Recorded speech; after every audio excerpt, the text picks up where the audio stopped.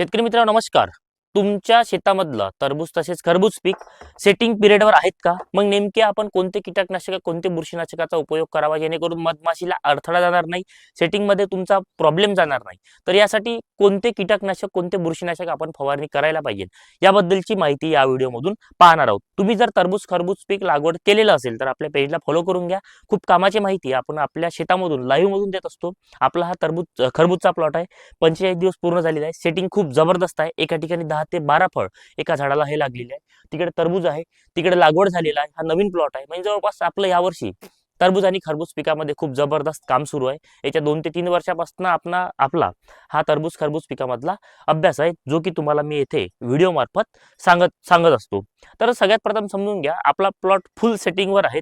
मधमाशीला अडथळा गेला नाही पाहिजे. प्लॉटवर सकिंग पेस्ट सुद्धा आहेत, अळी सुद्धा दिसत आहेत. मग अशा वेळेस काय करायचं? मग अशा वेळेस तुम्हाला एक मी कीटकनाशक सांगतो, जे की तुमची पांढरी माशी मावा तुडतुडा कव्हर करेल. म्हणजेच उलालला म्हणजे स्प्रोनिकामिड 50% 8 ग्रॅम 15 लिटर पाण्यासाठी वापरू शकता.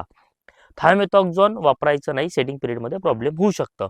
त्यानंतर अळीनाशक जर वापरायचं असेल तर तुम्ही डेलिकेट आहे, कोराजेन आहे, ट्रेसर आहे, यासारखे तुम्ही जे सकिंग पेस्टसाठी अळीनाशक आहे तर तुम्ही याचा उपयोग हा करू शकता. किंवा बायो 303 आहे, हे सुद्धा एक खूप जबरदस्त आहे, तुम्ही याचा सुद्धा उपयोग करू शकता.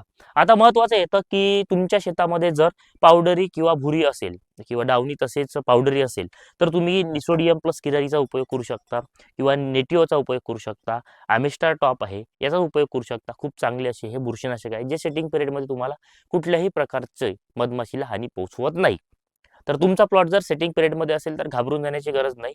फक्त गॅस पॉइझन वापरणे टाळा. मी सांगितलेले कीटकनाशक वापरा. त्याचप्रमाणे तुम्हाला अळीनाशक सांगितले ते वापरा, बुरशीनाशक सांगितले ते वापरा. चांगले रिझल्ट येणार आहे आणि मधमाशीला सुद्धा अडथळा आणत नाही. तर तुम्हाला ही माहिती कशी वाटली कमेंटमध्ये नक्की सांगा. टरबूज खरबूज पिकामध्ये काही अन्य प्रश्न असेल तर कमेंटमध्ये नक्की विचारा. धन्यवाद.